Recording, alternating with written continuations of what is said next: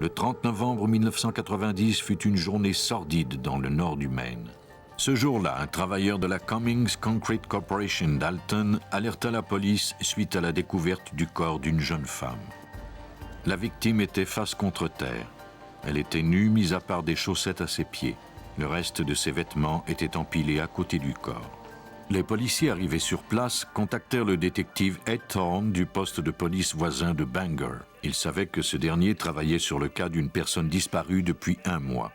La victime semblait correspondre à la description de la femme disparue. Le laboratoire mobile de la police d'État fut appelé. Les enquêteurs étaient sur la trace d'un tueur. Des indices importants, tels que des traces de pneus ou des empreintes de pieds, devaient être prélevés rapidement avant que quelqu'un ne les détruise par mégarde. C'est l'enquêteur en scène du crime Craig Hanley de la police d'État du Maine qui supervisa le prélèvement des indices. Selon Hanley, le seul fait d'arriver sur la scène d'un crime peut compromettre les indices les plus fragiles. Si la scène n'est pas bien protégée, nous nous retrouvons avec des contaminants provenant parfois même des policiers. C'est très important pour nous de les interroger et de savoir exactement où ils ont marché, ce qu'ils ont touché, ce qu'ils ont déplacé et enlevé. S'ils ont bien fait leur travail, ils ont tout noté et peuvent nous l'expliquer. Il n'y a rien de mieux pour un enquêteur que de retrouver une scène du crime en bonnes conditions. La scène fut enregistrée sur une bande vidéo et on prit des notes. On préleva des échantillons du sol et des débris. Il n'y avait aucune façon de savoir quels éléments étaient importants, surtout si l'on devait résoudre le cas à l'aide d'indices microscopiques. Les enquêteurs devaient répondre à 2 questions. Qui était la victime et qui l'avait tuée? Le corps fut envoyé au bureau du coroner où il fut autopsié et identifié. Ses vêtements et ses caractéristiques physiques correspondaient à Lisa Garland, 18 ans, la jeune femme dont Thorne était à la recherche. Elle avait été portée disparue 1 mois auparavant. Le médecin légiste confirma plus tard son identité grâce à la prise d'empreintes. Lisa Garland avait été vue pour la dernière fois à 1h du matin, le 27 octobre, alors qu'elle quittait le magasin où elle travaillait. Elle demeurait tout près. Le détective Ed Thorne de la police de Bangor savait que Garland était rentrée chez elle après avoir quitté le magasin. Mais ce qui était arrivé par la suite était un mystère. De là, elle aurait marché ou aurait été ramenée chez elle à 150 mètres du magasin. Nous savons qu'elle s'y est rendue parce que nous y avons retrouvé son agenda, les clés de sa maison et tous ses effets. Les clés et les effets de valeur retrouvés dans sa maison suggéraient qu'elle n'avait pas quitté les lieux volontairement. 1 mois plus tard, le détective Thorne et son collègue Bob Cameron découvraient que ce cas était en fait un homicide. L'autopsie révéla que la victime avait été violée, puis tuée par un violent coup porté à la tête. La plupart de ses organes étaient demeurés intacts à cause de la température fraîche du mois de novembre. Au laboratoire d'État du Maine, le chimiste Chris Montagna analysa les indices prélevés sur la scène du crime, notamment sur les chaussettes que portait la victime au moment de sa mort. Il espérait qu'elle recèlerait quelques secrets sur l'identité du tueur. Nous savions qu'un des éléments que nous allions analyser était ses chaussettes. J'ai commencé simplement par un examen visuel à la recherche de cheveux, de fibres, d'herbes, tout ce qui pouvait provenir de l'environnement du meurtrier. Il découvrit des fibres de couleur marron. L'expérience lui dictait qu'elles provenaient d'un tapis d'automobile. En termes de preuves, ce n'était pas grand-chose. Mais Montagna pressentait que la résolution de ce cas se trouvait peut-être dans cette parcelle d'indices. En juillet 1991, une jeune fille de 15 ans faisait une randonnée à vélo sur un chemin isolé de York, dans le Maine, à environ 300 km au sud de Bangor. Une voiture s'approcha lentement et l'obligea à abandonner la route. Elle tomba sur l'accotement gazonné. Le conducteur sortit de la voiture, entraîna la fille dans les bois, où il la viola, la poignarda et prit la fuite, la croyant morte. Mais, fait incroyable, elle avait survécu. Après que son assaillant soit parti, elle parvint à se rendre à une maison voisine où elle demanda de l'aide. Au département de police de York, elle identifia immédiatement son assaillant à partir d'une photo judiciaire. Le suspect, David Fleming, était un violeur reconnu qui avait été libéré de prison seulement 9 mois auparavant. Dans un état aussi tranquille que le Maine, les nouvelles de cette nature voyagent rapidement. Après des mois de vaines recherches pour retrouver le meurtrier de Lisa Garland, le détective Thorne entendit parler du viol crapuleux de York. La police de Bangor s'intéressa aussitôt à ce David Fleming. Peut-être avait-il quelque chose à voir avec la mort de Lisa Garland. À York, l'ADN prélevé sur la victime s'avéra correspondre à celui de Fleming. Il plaida coupable pour le viol et l'assaut de la jeune femme de York et fut condamné à 80 ans de prison. Le cas du meurtre de Lisa Garland n'était toujours pas résolu. Les enquêteurs de Bangor étaient convaincus que s'ils parvenaient à comparer l'ADN de Fleming aux échantillons retrouvés sur la scène du crime, ils parviendraient à l'incriminer. Mais l'analyse de l'ADN serait longue. Aujourd'hui, elle s'effectue en seulement quelques semaines, mais au début des années 90, elle prenait des mois. Si les policiers voulaient prouver la culpabilité de Fleming dans le cas de Lisa Garland, ils devraient se fier à des preuves plus conventionnelles, comme dans ce cas-ci, des fibres de tapis prélevées dans sa voiture. Les fibres furent envoyées au chimiste Chris Montagna, qui les compara à celles prélevées 8 mois auparavant sur les chaussettes de Lisa Garland.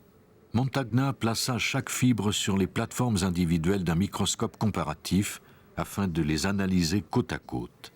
Après quelques ajustements, il constata que le motif de rayures claires et foncées des fibres s'alignait parfaitement. Lorsqu'elles étaient placées bout à bout, les fibres semblaient former un seul fil. Elles provenaient sans aucun doute de la même source. Les enquêteurs obtenaient enfin la percée qu'ils avaient tant espérée. Cette preuve permettait enfin aux détectives Thorne et Cameron d'associer des indices vieux de 8 mois à David Fleming. Le détective Bob Cameron comprenait l'importance des fibres dans cette affaire. La fibre qui a été retrouvée sur la chaussette de la victime correspondait à celle du tapis de la voiture que conduisait Fleming. Cela réduisait les probabilités considérablement, puisque ce tapis, de cette couleur en particulier, a été posé pendant seulement 1 an dans ce modèle de voiture. Les résultats ne mentaient pas. Les fibres provenaient de la même source.